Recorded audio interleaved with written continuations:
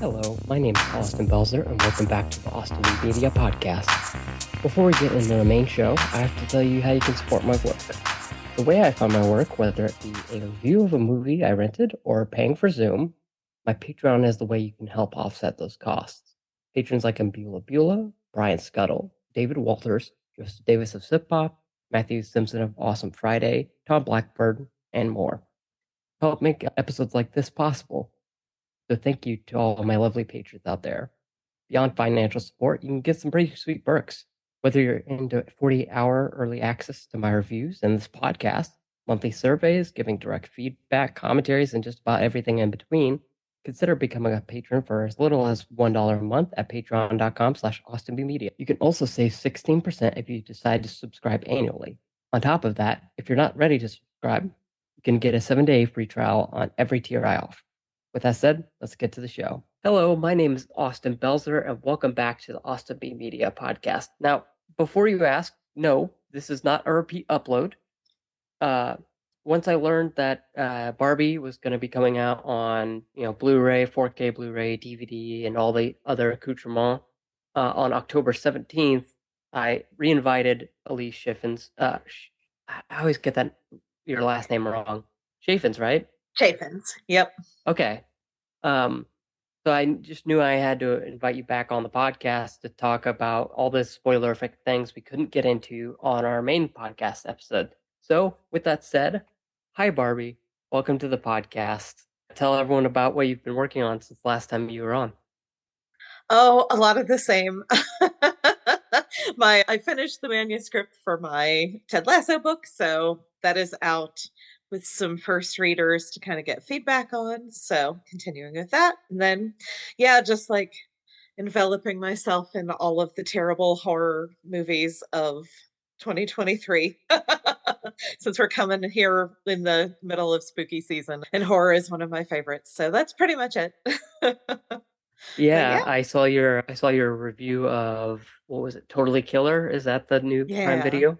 yeah, Yeah. which I will say is probably one for people who are older like me. So, as somebody who Okay. was in high school in the late 80s, yeah, as opposed to people who might not have been born in the late 80s.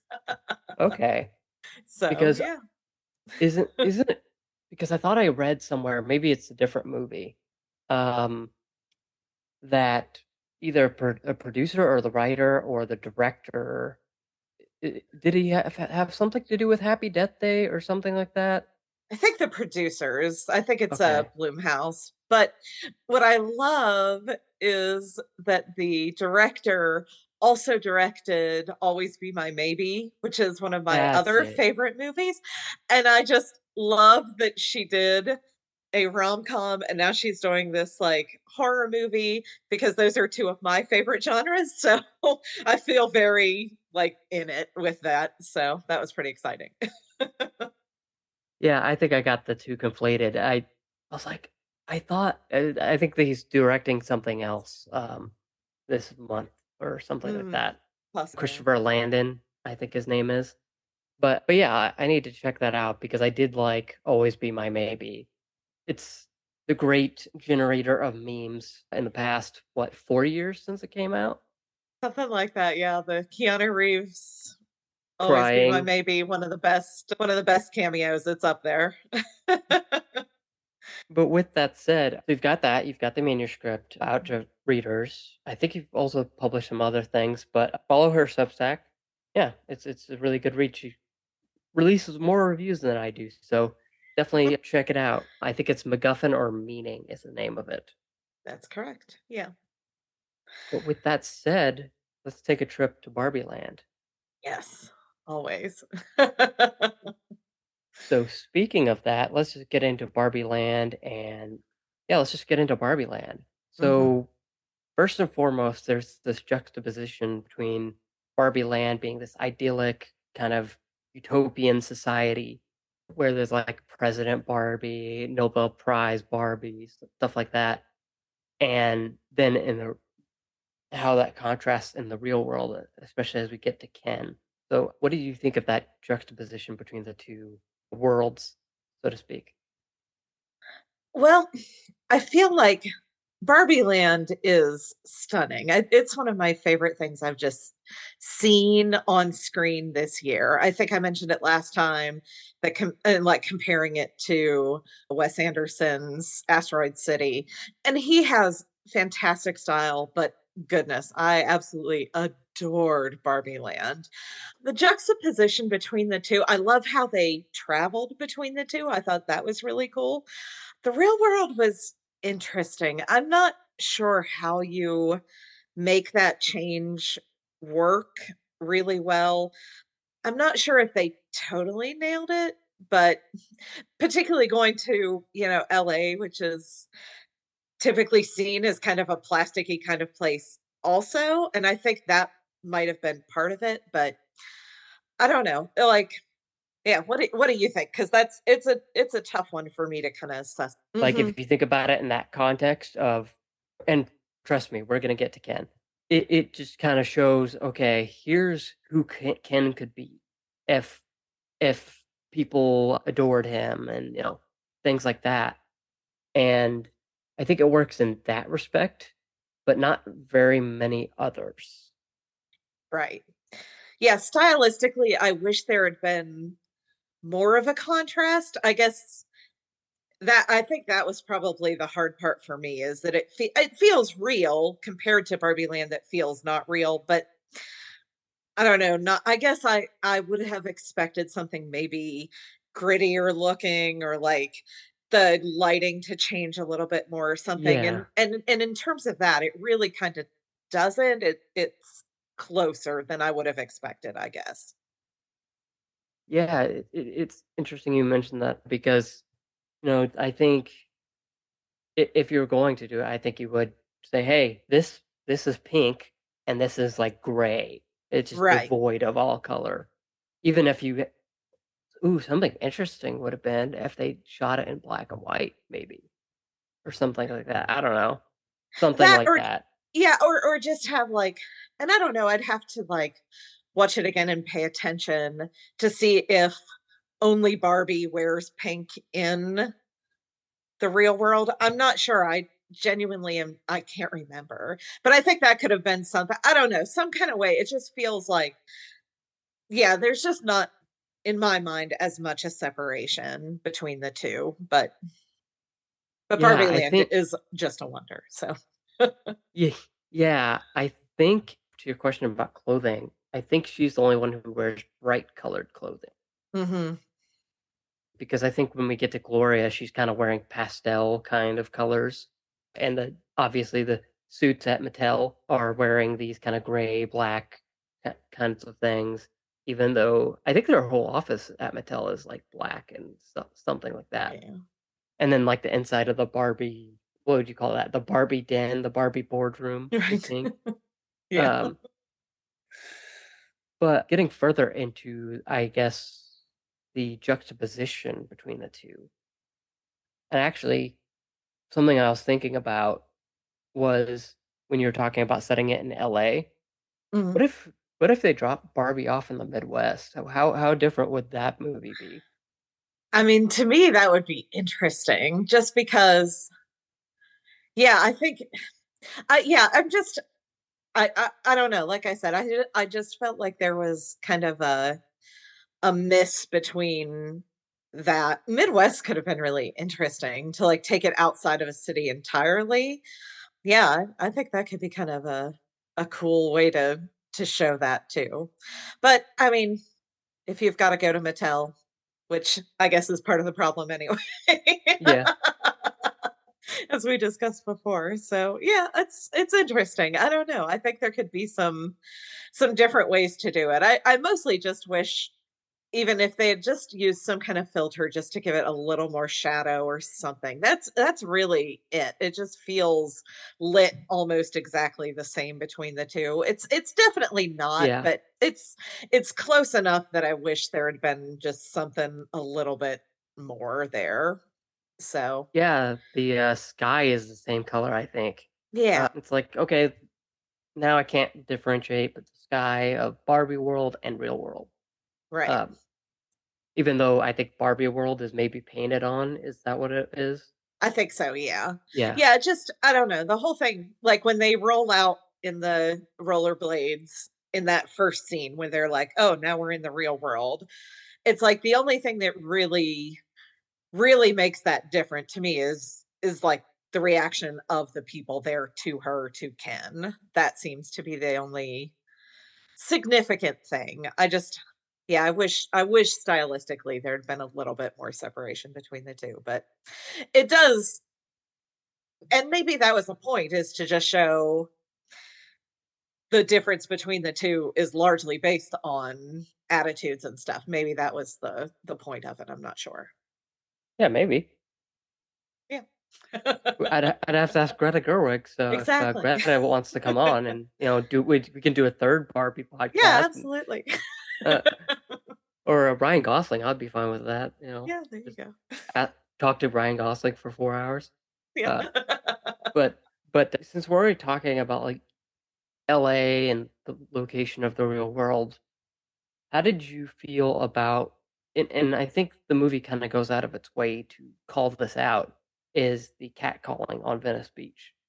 Mhm. Um, so how did you feel like that was handled? I thought it was pretty funny. It's again, it's one of those things that's been talked about in movies and television shows. It's not like a new kind of thing to call out catcalling or anything. I thought they did it funny with regard to Barbie, and when she's there and she mentions, we don't have genitals. So that's kind of funny. I thought that's the one thing that can make it unique to Barbie, and they went ahead and used it. I didn't hate that. I thought that was kind of funny. But yeah, I mean, again, like the movie just in general, it deals with a lot. I appreciated it because it brings a lot of thoughts about sexism, misogyny, and stuff like that that are talked about in other places and possibly better in other places or with more nuance or whatever, but it brings it in this, like, very mainstream kind of way, in a way that lots of people are gonna see it, and so I appreciated that in a way that maybe other movies that deal with it in a more nuanced or, more gentle way aren't gonna be seen. Barbie was seen by a lot of people, so even if it is a feminism 101 kinda thing, that's okay. That's a lot of people who got a little injection there. That to me isn't the worst thing. So, Yeah, yeah, a few million, yeah. and a few billion at the box office. But yeah, I think it is interesting that that kind of mainstream element of it. I think when I was watching the film was that it was kind of saying the quiet part out loud. Mhm.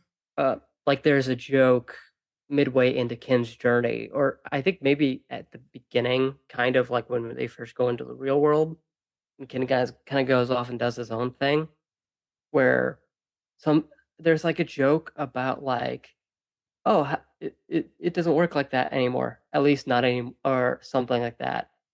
I forget the actual line, but there's something like that. I'll have to look it up and uh, maybe post the clip somewhere. But Mhm. um, it was interesting because it was very much trying to say, "Hey, we try that. This is current society that's trying to reform the not patriarch. Would it be patriarchal ways, but also very still stuck in its ways?" Yeah, I loved that. Was definitely one of my favorite things when Ken goes up to the exec and he's like, "You're not doing patriarchy very well." And they're like, That's it. "Oh, we are doing patriarchy well. We just hide it better now." And I thought that was probably one of my favorite in a movie that out loud says patriarchy a lot. Like in a way that I don't think I've ever heard it said just overtly like that in any movie. That I thought that was a really like cheeky little way to deal with that. Yeah, it was a nice way of saying, "Hey, if you don't get it by now, here's the message." Yeah, yeah, yeah. It was not subtle. but it's Barbie. And to me, I don't know that subtlety works. If you're talking about this, iconic doll and this iconic toy and everything, I don't think you can go subtle with Barbie. I've No. seen people who are not happy with that or wish that it had been deeper or whatever. And I can understand that, but I mean, it's still a Barbie movie. And I think that's what I appreciated about it was that it kind of melded those two in a way that was unique and interesting and accessible for lots of people. And I I don't know. I thought it worked personally. So I guess that's actually probably the perfect transition point into talking about Ken, Yes, because he's a unexpectedly big part of this movie. for sure. You see him on the poster alongside Barbie, and you just thought, "Oh, it's Ken," and the movie kind of treats him like, you know, for for the people who need a refresher on what his journey is. He goes from, I think there's a line by Helen Mirren, like, Ken's day relies upon Barbie being there or something like that, Mhm. and being like obsessed with Barbie to have a good day, and to, oh hey, what's this patriarchy thing, and what do horses have to do with it, to ultimately kind of a place of self-love by the end of it. So yeah, let's just talk about that. How did you feel about where he went, what his journey in the movie? I thought it was fantastic. So Ryan Gosling was just phenomenal. He was so, so good. It was really impressive to watch him. In every scene he was in, I felt like he was the scene stealer. And yeah, as much as this is Barbie's movie, this is definitely Ken's movie. I think he has a bigger character arc even than Barbie. I mean, maybe it's close, but I don't know. I feel like she comes in pretty fully formed and her journey is yeah, not I don't know. I think his might be better, quite honestly. But Yeah. yeah, I he was fantastic. Yeah, there wasn't a part of it that I felt like they missed. I thought it was pitch perfect the whole way through from him wanting to impress her at the party and doing the little dance and everything, and then wanting to follow her into the real world and then realizing, oh, maybe if all these things, maybe if I'm in charge of everything, she'll actually love me more, you know, to the best scene in the in the movie with the dream ballet, to yeah, coming to this realization of, "Oh, hey, you know, I I can be my own person." I just yeah, it was just fantastic. So, so, so good. Yeah, and I think it kind of worked hand in hand with, uh, you you said feminism 101, but I actually almost think it's something deeper than that. It's saying, hey, you can still be men, here's feminism, but here's where you're wrong. Mhm. But not even, but it doesn't go out of its way to try to make Ken like a bad guy. It just makes him misunderstood, as in like, oh, I thought this was a good thing because people like me now. Right. And I thought that was like the crucial element of it. Is, I think if you had a version of this movie without that subtlety of it, I think people wouldn't attach to it as much, because it wouldn't make sense, because the main thrust you have is his whole lens, his whole day, his whole existence is being seen through the lens of Barbie. And at right before we go to the real world, Barbie's like, "No, you can't stay over my house. I'm gonna host a dance party, and with eccentric dance, like a full dance and things like that." I forget the exact quote, but leaves Barbie Land, end up dejected. Just been rejected by the one person he admires the most. So it actually makes sense, I think, to when he goes to the real world and people like, hey, dude, what's up? And kind of, which I also think is kind of queer coded, but because yeah, I feel like kids won't pick up on that, but I definitely picked up on like, oh, people like him because like the flamboyant dressing and everything. They're like, oh, maybe Ken's gay, which I also enjoyed. Is that it wasn't just this template of the idyllic boyfriend. It was just Ken can be many things, um, but he also needs to realize how to love himself too. Right. He need he needs to realize he's Knuff, Right. which I would have bought the hoodie if it wasn't $50. Right. Uh, um, but yeah, I thought that that part was really well done and probably my favorite part of the movie because I think I think without that part, the more you get into that third act, because Ryan Gosling disappears for an entire act of this Yeah, movie. basically. And you're like, "Oh, where's Ryan?" And then when you see Ryan, you're like, "Oh, this is the like three act structure finally realized."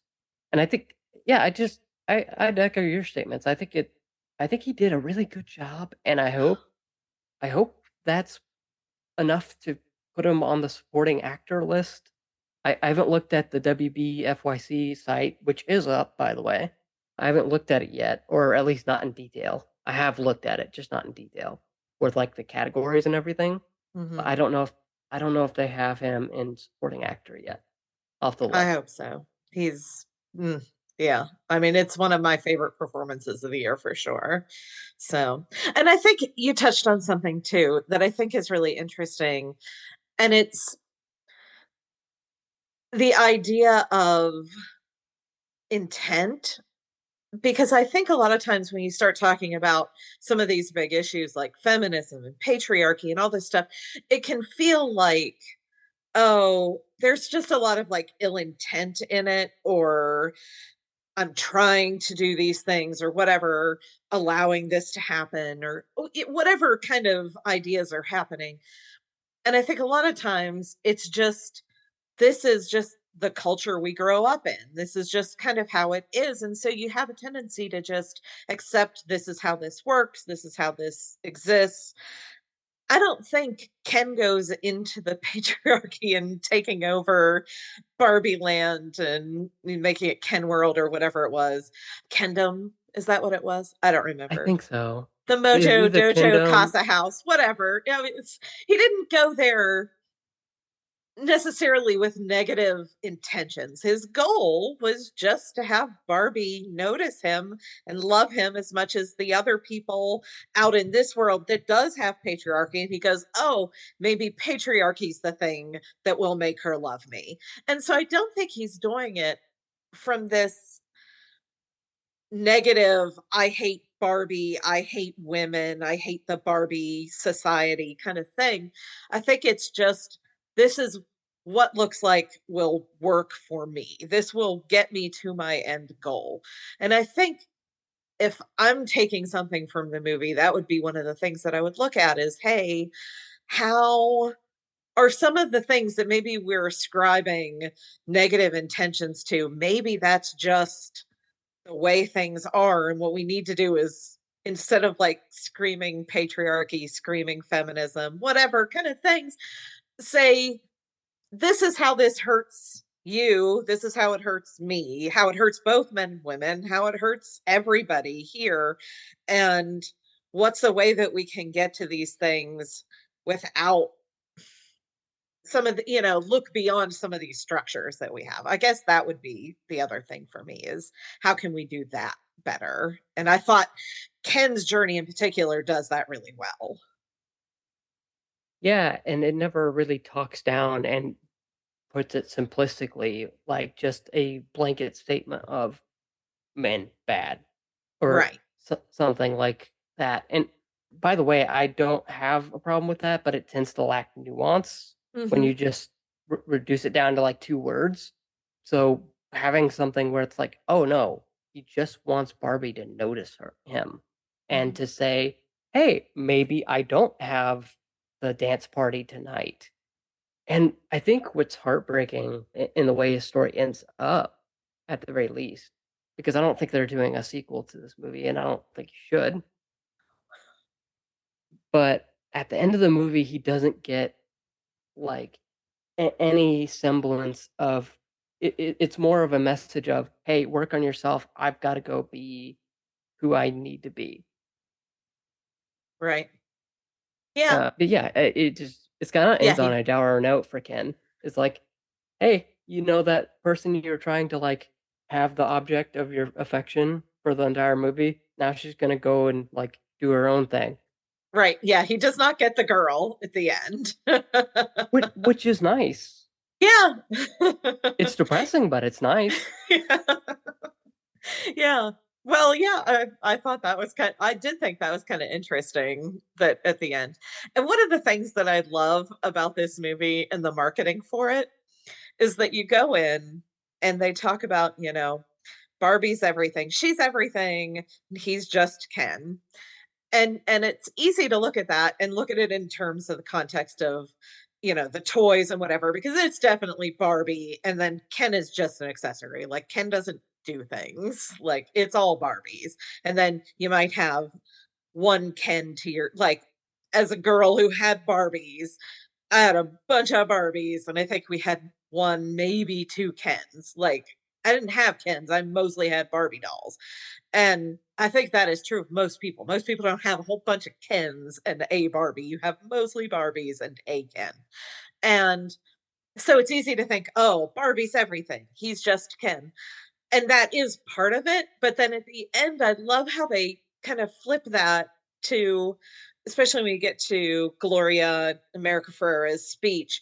And she's like, here are all the things you have to do to be a woman.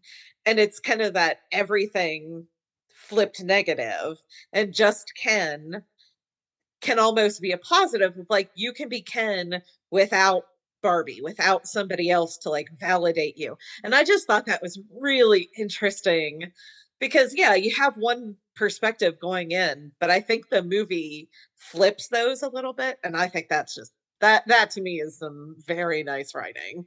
Yeah. Yeah, and I think it.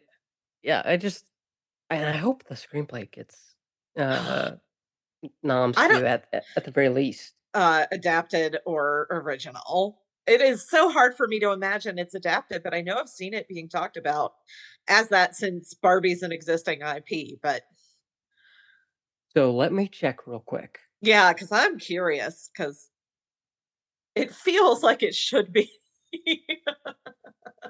an original screenplay. I don't know.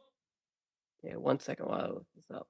So they don't have it up yet. So that maybe that's why I'm not be able to dig into it. Is like all it says is thank you for visiting. Please check back soon for our upcoming slates of films for awards consideration.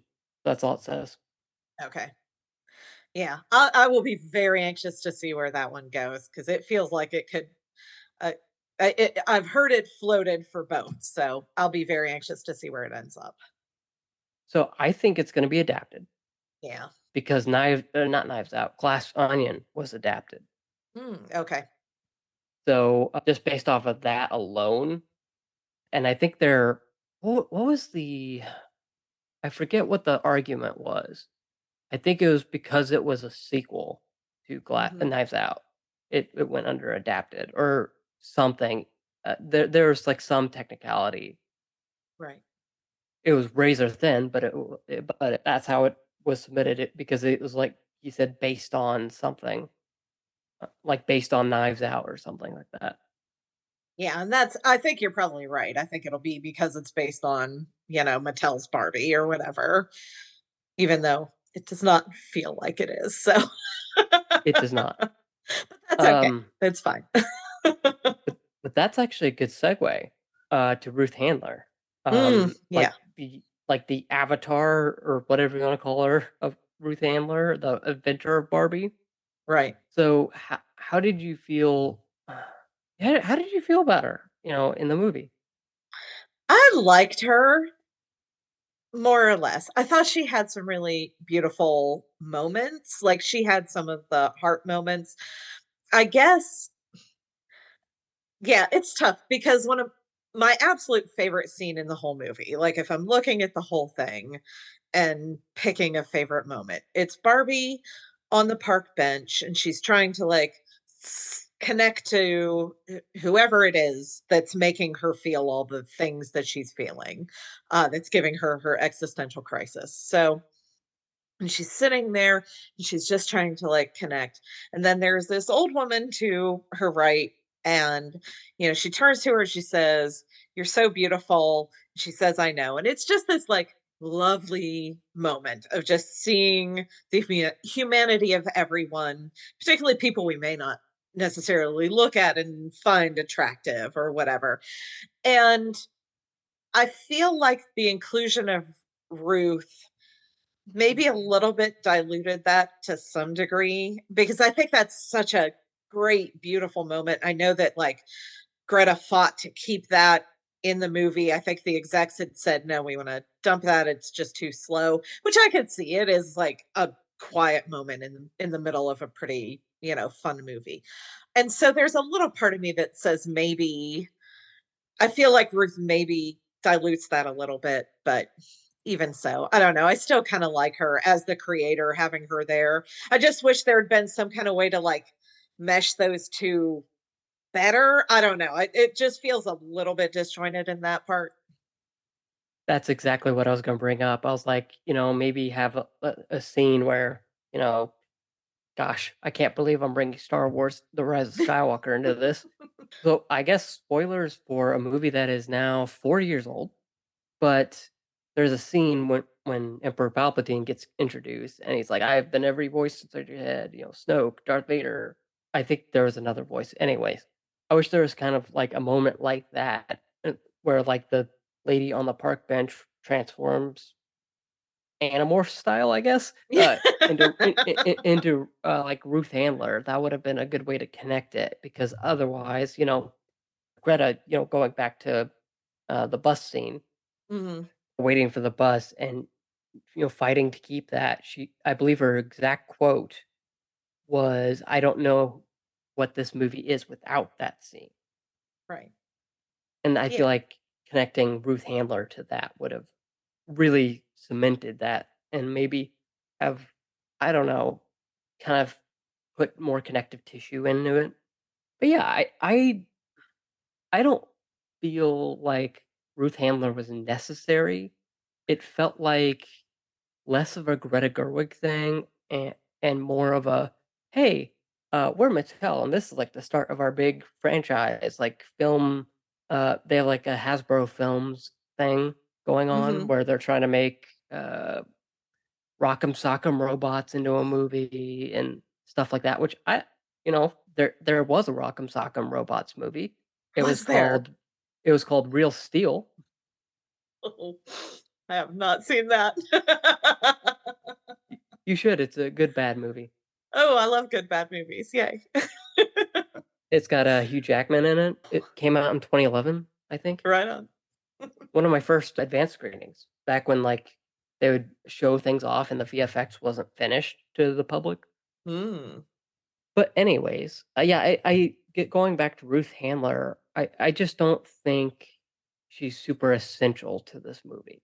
I I agree. don't, other than the ending, Mhm. um, which again, bringing up Rise of Skywalker, kind of feels like the moment where Barbie says her name's Barbara Handler. It kind of rang to me of the thing of, "What's your name? Yeah. Ray. What's Ray your last name? Skywalker." And Skywalker. it's like, well, no, your actual name's Ray Palpatine, but okay, Right. sure. It was just like one of those weird moments where we're wrapping up, and it's just it didn't feel honest. Mhm. Anyways, No, I'll take I'd my agree with that. I'll take my film bro hat off and put my regular person film hat on. But going back a little bit, because I think the psychology and sociology of this movie is a big factor in why I liked it. There's themes of existentialism, individualism.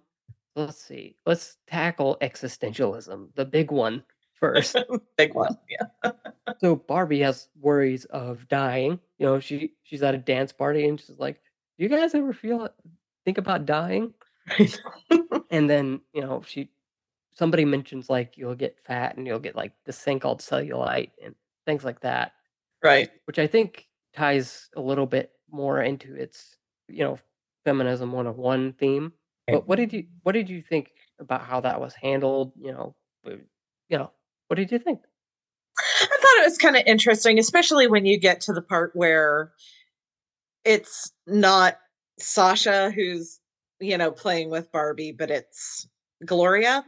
So Hmm. I think that works because I think there are plenty of women who, yeah, have these like concerns about, oh, I mean, I went and let my hair go naturally gray, a few years ago. And there is this thing of like, oh, I don't know, that automatically makes me look older. Maybe I should keep dyeing my hair. And so, like, I can kind of see that because, like, yeah, if you have gray hair, well, you're seen as older, therefore you're seen as more expendable. So if you have cellulite, if you're too fat, whatever, then that might make you less desirable for a promotion or some kind of job thing or with a partner or whatever. And so like I felt that that was interesting, the way that they did that. Yeah, I mean, I thought it worked, and especially if you're talking about like stereotypical Barbie, who's the Barbie you think of if you say Barbie doll. I think that works. For the most part. I mean, again, it's like not super nuanced, but eh, I could get with it. I thought it worked. Yeah, I think it works pretty well and is kind of humorous in its own way. Yeah. Where I forget what Barbie says it, and she just like screams flat feet. Yeah.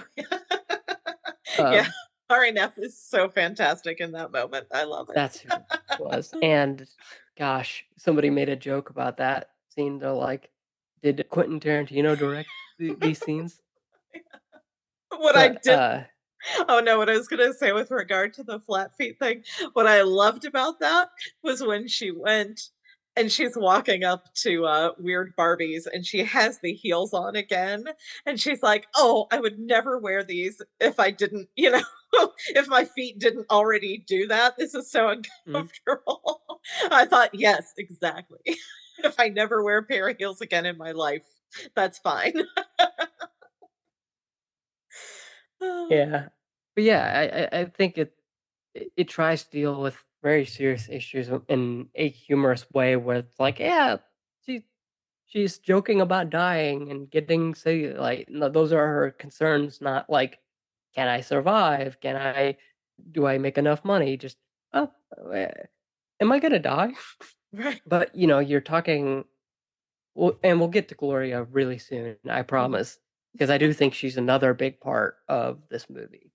But really quick, I wanted to talk about individualism because that's a big, big part of this movie. Specifically, and this is something we talked about in our main podcast episode. And if you haven't checked that out, what are you doing? Check that out first and then Oh, come back.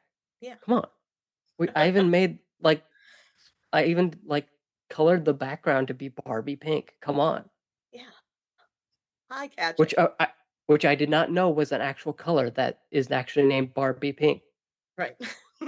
So it's that exact text color for those designers out there. Anyways, another thing we talked about in the main podcast episode was Alan, just kind of being uninterested in what Ken was up to, what the other Kens were up to. And I think it really gets into the individualism of the idea of Alan, Ken, and Barbie as their own individual people.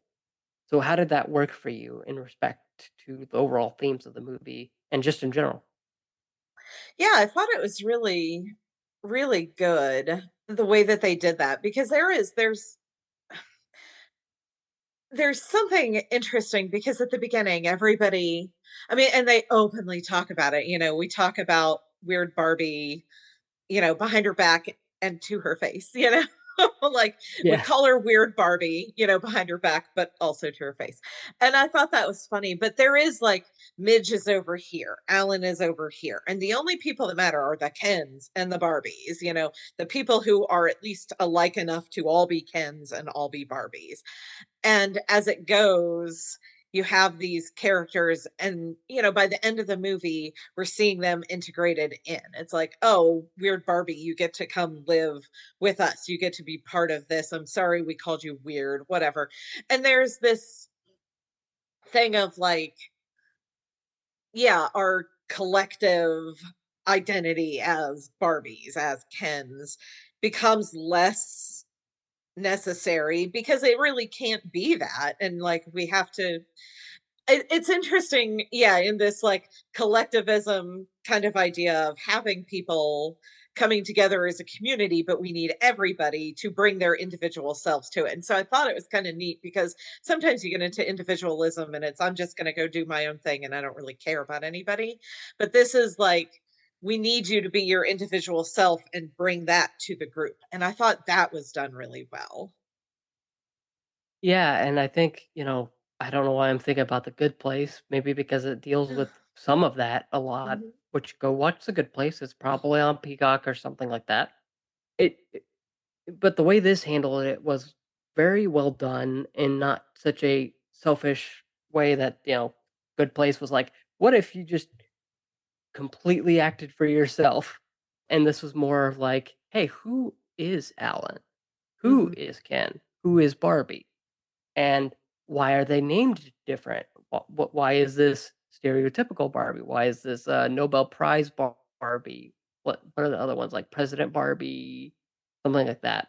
And I think it really drills down into, and I'm of the same accord. I think it does really tie very well into that theme of yes, we are individuals, but how can we bring that to our community? How can we Mhm. bring our individual selves to our community to stop kingdom or kinland? I forget what it is, and Yeah. I'm not paying the $25 to find out. Maybe one day. Right. Subscribe to my Patreon. With that said, let's talk about the elephant. Well, that sounds weird, but Gloria's not the elephant in the room. I don't think so. She's just like one of the biggest characters. She's Yeah. like outside of Ken and Barbie, she is one of the biggest characters. And we've mentioned the relationship between a mother and her daughter, and kind of generational, how we grow up and things like that. Let's just talk about Gloria a little bit. What did you have to say that you couldn't say on the main podcast about Gloria? I mean, probably not a whole lot because honestly, I think her speech is like the pivotal moment, I think, in so much of the movie and the discourse around the movie, Yeah. outside of, ranting about stuff when you didn't see the movie or didn't pay attention to the movie when you saw it. Okay. But yeah, I thought that she was really an interesting character. I like how they brought this, you know, real person who has some Barbie-ish kind of characteristics, I guess. But she's a person of color. She is, not young, at least, old enough to have a teenage daughter. And so I thought she was an interesting person to play, kind of like, I guess, opposite Barbie in that regard, like America Ferrera, Yeah. as the actor. And I think they used her well. To me, the biggest frustration in this is I wish there had been more time between her and her daughter, between Gloria and Sasha. I felt like that just felt to me like the thinnest part. If you're going to talk about mothers and daughters, and I think that the movie does that between Ruth and Barbara, uh, you know, creator and her daughter, who she named the doll after. And you have like those kind of themes. I wish there had been just more time spent understanding the dynamic between Gloria and Sasha because it just felt very glossed over to me. I didn't feel like we had a whole lot of background other than here's the sulky teen. here's her mom who's kind of going through some stuff like midlife crisis-y kind of thoughts. And like, I don't know, I it just didn't feel like that was fleshed out in a way that I would have liked to have seen it before we got into the third act. I feel like too much of the second act was spent at Mattel, and I wish that had been nixed in favor of giving us more Gloria and Sasha. Yeah, so you know how you fix that? And it's really easy. And this also fixes a problem I have with Ruth Handler part in it. So this is about the creator and her daughter. At one point, it would be very easy to fit a scene where Ruth hands Barbie to her daughter for the first time and sees her play with it and sees how much Barbie means, or even like interstitial between not episodes. I'm thinking about Ahsoka. Star Wars on my mind Still, apparently. apparently, yeah. Apparently. But in between acts 1 and 2 where we start going to Mattel and go to the real world. And I do wanna say, in regards to Gloria, I think there was almost a Toy Story-like quality to it, to Mhm. the way it was revealed that Gloria played with Barbie, and sh that's how Barbie got sad. Not to remind anyone of some emotional trauma, but there's a very similar scene in Toy Story 2. I'm not gonna go any further because that scene, I can't make it through that scene. I still can't. Uh, Oh, uh, mm. yeah. Anyways, Yeah, Jesse's story is heartbreaking. yeah, I'm Yeah, just hearing the music in intensely. my head and I'm Yeah, like, "Nope, nope, nope, nope, nope." me too. I'm like, "Mhm." Yeah. Anyways, I'm gonna try and fight through this. When Gloria finds Barbie, it's that very same note of, "Here's the life live now, and what does it mean? What are all those years worth? What happens now?" And yeah, I don't know. I just felt like it had a really nice quality to it. That said, I would have liked, like as you said, some more time with Gloria and her daughter. Oh gosh, I forget her name. Sasha. Asha. Um, Yeah, Sasha. Yeah. Sasha. Gloria Yeah. and Sasha. Maybe even like a hint towards like, hey, like maybe Gloria looks at the doll and then we cut to like Barbie having those feelings. Right. Yeah, I mean, I thought it was like done well enough that you can see this frustration with Sasha as she's, they show it in the first scene, I think, when she's talking to Weird Barbie. And it cuts mostly to like focus on Sasha. And then the second time when she's in the real world, it zooms back and you see, oh no, the actual person is Gloria that we're supposed to be focusing on. That's who's, kind of transferring her feelings on there. But I think there is, especially when they have the quote at the end, Ruth says something along the lines of, mother stands still so they can see how far their daughters go, or something like that. And as somebody who has adult children, it's there is something that can be kind of like difficult because you have these people who are your little kids, and then you do whatever with them for all this time. And then there's this odd time where you're trying to figure out how to be a parent to this person who is an adult themselves, and trying to like sort through that. And it's messy, especially, if you with my oldest, it was hard because it's a weird way to kind of get through that. And I think that's what the movie's trying to do.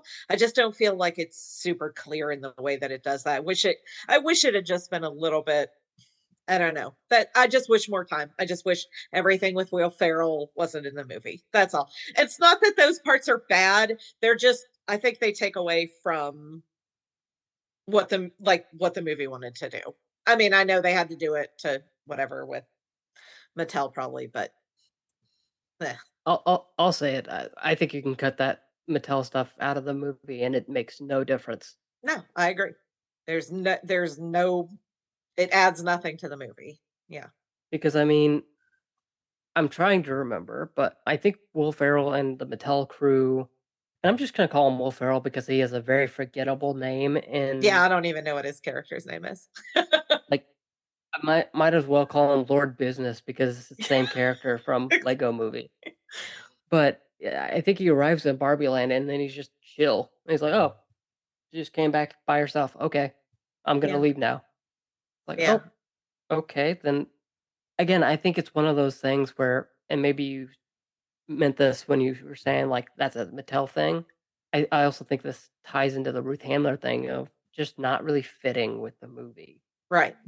at least in its current state. Maybe I don't know. Maybe some fan film comes out that has a longer cut of it, or maybe there's a 4 hour cut lying out there in the WB servers. Right. I really don't.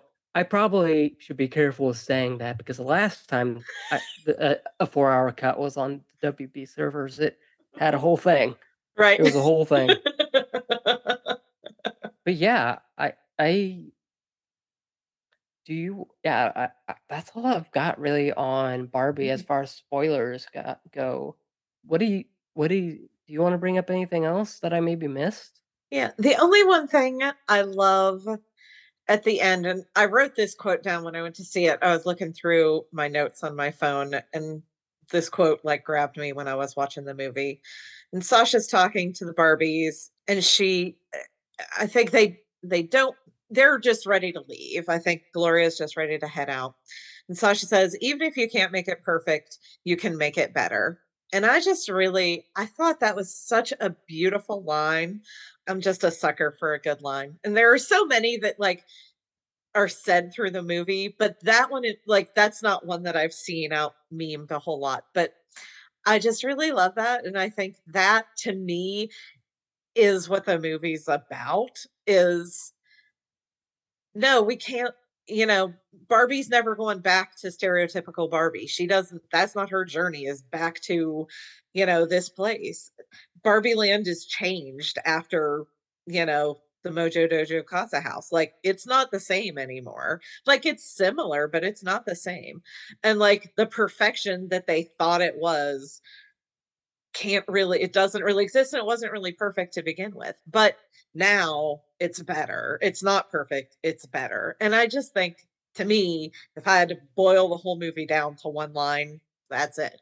We can't make it perfect, but we can make it better. Yeah, and that actually brings up two things. Well, actually one thing. But I was thinking while you were talking about this, I was talking about editing earlier, and I have a message to all you TikTokers out there. Please, and to the Academy of Motion Pictures Arts and Sciences. First, I'll go with the TikTokers. Please, please, I don't want to see another Billie Eilish edit of some random thing you're doing. I don't want to see another like sad no. And to the Academy, please, if it gets nominated, if that specific song gets nominated, do not vote for it.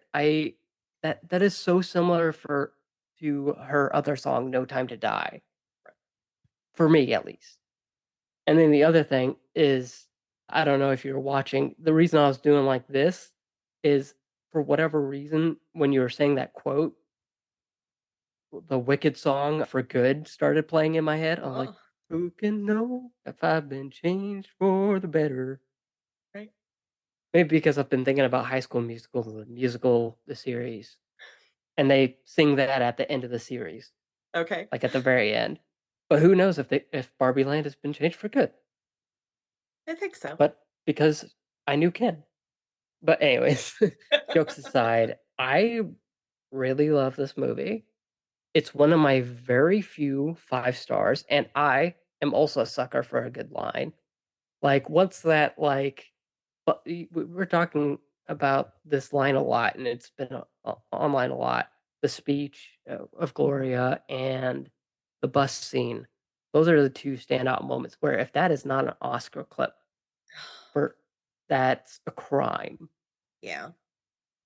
because you could use the bus scene for best screenplay Mhm. and then the speech for maybe America. Well, I don't know about I America don't know if for she's getting ending. yeah. I mean, it was a We'll good see. line. Maybe you could Yeah. use either for screenplay. You could use either for screenplay. Yeah. Um, but with that said, I think that about does it for the Yeah. spoiler-filled discussion. I think we have to say bye to Barbie Land, at least until eventually, I'm sure, I'm absolutely certain of this during David Zaslav's reign at Warner Brothers Discovery. I am sure we will get a Barbie sequel, whether we want it or not. I'll Probably be not here to during by. lament with you. Okay, yeah, come on in about 4 years, Yeah. and then we'll talk about that. But with that said, thank you everyone for listening to the Austin B Media podcast. I have been your host, Austin Belzer. I don't know why I do this when I say I'm your host, but there you go. If you've enjoyed this episode, please subscribe wherever possible, whether it's Spotify, whatever podcast platform you have, or I've got an RSS feed on the website, and then leave a rating and review on your favorite podcast app. You can follow me on social media at Austin B Media everywhere except for X. Let's see. What are the social networks I'm on? Blue Sky, Instagram, Facebook. Don't follow me on LinkedIn. If you send me a LinkedIn request, I'll deny it. Mastodon, Pebble is now the new name of T2, Threads, and then X. So everywhere but X or Twitter or whatever we want to call it, I'm at Austin B Media. And I have Blue Sky invite codes. I've got 5 invite codes.